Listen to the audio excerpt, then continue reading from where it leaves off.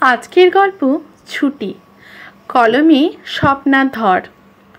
অবসর প্রাপ্তির পর আজ প্রথম দিন কাকুলি মৈত্রের। আজকের পর থেকে অবসরের দিনগুলোকে নিয়ে তালিকা করতে করতে ঘুমোতে বেশ রাত 2টো বেজে যায়। ভেবেছিলেন সকালেই উঠবেন, আগে যেমন কাজে যাওয়ার সময় উঠতেন সকাল 5:30টায়। এখন না হয় 5টায় উঠবেন, তারপর একটু মর্নিং ওয়াক, 6টার সময় ঘরে ফিরে এসে স্নান সেরে পুজোতে বসবেন। এখন বয়স হয়েছে, একটু গীতা পাঠ করবেন। কিছুদিন আগে একটা শিব পুরাণ অনলাইনে অর্ডার করেছিলেন। সব সময় ধর্মগ্রন্থ পড়তে উনি ভালোবাসতেন, কিন্তু সময়ের অভাবে কখনোই হয়ে ওঠেনি। কারণ ডিউটিতে যাওয়ার সময় তো ভালো করে পুজো দেওয়ার সময় হয়ে ওঠে না। একটু ছেলে বৌমার জন্য ভালো মন্দ রান্না করবেন, একটু টিফিন বানাবেন, কারণ বৌমাও চাকরি করে। তাই ছুটির দিন ছাড়া সেভাবে কখনো ভালো মন্দ খাওয়াই হতো না। খুব তাড়াহুড়োতে কখনো কখনো মাছ ভাজা ঘি দিয়েই খেয়ে বেরিয়ে যেতে হতো সবাইকে। ছেলে অনির্বাণ মৈত্র গ্রামীণ ব্যাংকে কাজ করে, আর বৌমা প্রিয়া মৈত্র একটি ইংরেজি মাধ্যম স্কুলে পড়ায়। ছেলে অনির্বাণের যখন 10 বছর বয়স, তখন একটা দুর্ঘটনায় নিজের স্বামীকে হারায় কাকুলি মৈত্র। তারপর একটি পাড়ার স্কুলে উনি শিক্ষিকা হিসেবে যোগ দেন। কাকলি দেবী বরাবরই একটু সাংসারিক। চাকরি বাকরি করা কখনোই ওনার ভালো লাগে না। পরিস্থিতির চাপে ওনাকে নিজের জীবিকার জন্য ও ছেলের ভবিষ্যৎ করার জন্য চাকরি করতে হয়। আজ সকালে প্রায় 6:30 বেজে গেছে। ঘুম থেকে উঠতে কাকুলি মৈত্রের। যাক, আর মর্নিং ওয়াক যাওয়া হলো না। ভাবলেন স্নান সেরে ঠাকুর ঘরেই ঢোকা যাক। সকালবেলা ছেলে আর বৌমার মধ্যে কথা কাটাকাটি শুনতে পেলেন। বৌমা বলছে, আমি তো রোজ ডোডোকে স্কুলে ছাড়তে দিতে পারবো না, আমার আর 5টা কাজ থাকে। আমিও ডিউটিতে যাব, তোমার মতো গায়ে হাওয়া লাগিয়ে ঘুরে বেড়াই না। সকালে উঠলাম, পেপার পড়লাম, একটু মোবাইল নিয়ে বসলাম, স্নান সেরে তৈরি খাবার খেয়ে কাজে বেরিয়ে গেলাম। আমার ব্রেকফাস্ট বানাতে হয়, ডোডোকে রেডি করতে হয়, তারপর নিজে রেডি হয়ে বাইরে বেরোতে হয়। অনির্বাণ বলল, পাড়ার মোড়েই তো বাসে তুলে দিতে যাবে, 10 মিনিটের মধ্যেই তো চলে আসবে। তারপর এত কথা কিসের? তুমি তো দুপুরেই চলে আসো, আমি তো একেবারে রাত্রিবেলা আসবো। তোমার থেকে বেশি ক্লান্ত তো আমি হয়ে যাই। কাকলি দেবী এসে বললেন, আজ থেকে দাদু ভাইয়ের ডিউটি। আমার স্কুলের ছেড়ে আসবো, আবার ডিউটির সময় ছুটির সময় পাড়ার মোড় থেকে ওকে নিয়েও আসবো। বিকেলবেলা আবার একটু পার্কে নিয়ে যাব।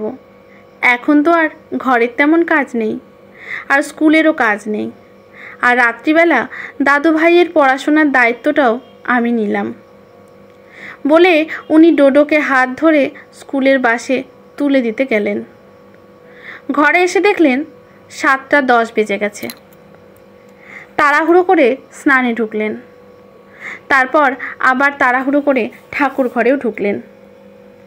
যাক, আজ গীতা পাঠ হলো না। কাল ফেরার সময় ইলিশ মাছ এনেছিলেন। তাড়াহুড়ো করে রান্না করবেন, কারণ অনির্বাণ 9টার সময় বেরিয়ে যাবে, আর বৌমা 9:30টার সময়। ভেবেছিলেন একটু ইলিশ পাতুরি করবেন, কিন্তু এতটুকুও হাতে সময় নেই। বৌমা এসে বলল, মা পরীক্ষার খাতাগুলো চেক করতে গিয়ে অনেক রাত হয়ে গেছে, ঘুমোতে ঘুমোতে আজ উঠতেও দেরি হয়েছে, তারপর ডোডোকে রেডি করতে গিয়ে আরও দেরি হয়েছে। তুমি তো জানোই তোমার নাতি কতটুকু দুষ্টু। আমি মনে হয় রান্নাঘরে আর কিছুই করতে পারবো না।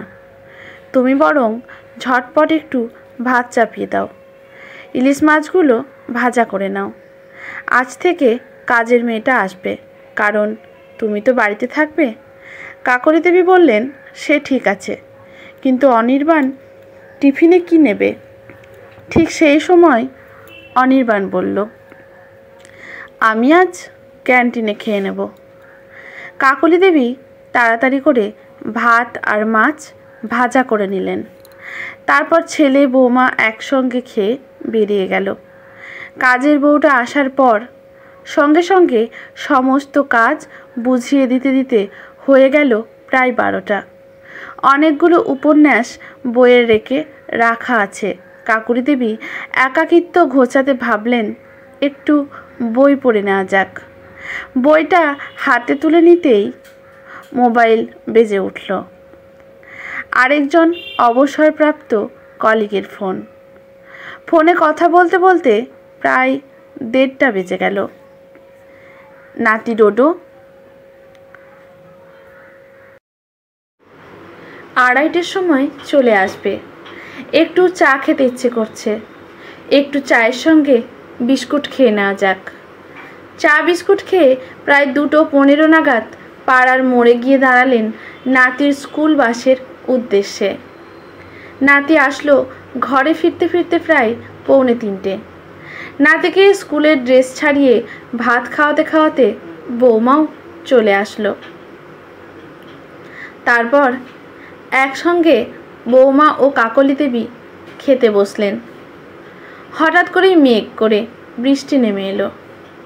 কাকলি দেবী ভাবলেন আজ অনেক দিন পর একটু ঘুমিয়ে নেওয়া যাক। নাতিকে পাশে নিয়ে শুয়ে পড়লেন। এতদিনের ক্লান্ত শরীর আজ যেন স্বস্তিতে বেশ 3 ঘন্টা ঘুমিয়ে কেটে গেল। বৌমার সন্ধ্যা প্রদীপ জ্বালানোর পর চা করা হলো। বৌমা শাশুড়ি একসঙ্গে বসে চা খেলেন। বৌমা কাকলি দেবীকে বললেন, মা তুমি তো বসেই থাকবে, ডোডোর হোমওয়ার্কটা বরং করিয়ে দাও, কারণ আমি রাত্রিবেলা রান্নাটা করে নেব। কাকলি দেবী নাতির দুষ্টুমি সহ্য করতে করতে প্রায় 2 ঘন্টা নাগাদ হোমওয়ার্কটা শেষ করলেন। অনির্বাণ বাড়িতে ফেরার পর আবার রাত্রির খাবারের সময় চলে এলো। এভাবেই কাকলি দেবীর অবসরপ্রাপ্ত প্রথম দিন শেষ হলো। রাত্রিরে ঘুমোতে যাওয়ার সময় উনি দেখলেন কাল নিজে ওয়ালে টাঙিয়েছিলেন রোজকার রুটিন, সেটিকে মুড়ে ডাস্টবিনে ফেলে দিলেন। আজ সারাদিনের কথা ভেবে ভেবে মনে মনে হাসলেন আর ভাবলেন ডিউটি শুধু কাজের জায়গায় নয়, বাড়িতেও অনেক ডিউটি হয়। আজকের গল্পটি এখানেই সমাপ্ত। গল্পটি যদি ভালো লাগে লেখকের প্রতি শ্রদ্ধা জানিয়ে একটি কমেন্ট করতে ভুলবেন না। লাইক শেয়ার করে পাশে থাকবেন। ইউটিউব থেকে দেখলে চ্যানেলটি সাবস্ক্রাইব করে বেল নোটিফিকেশনটি অল করে দেবেন।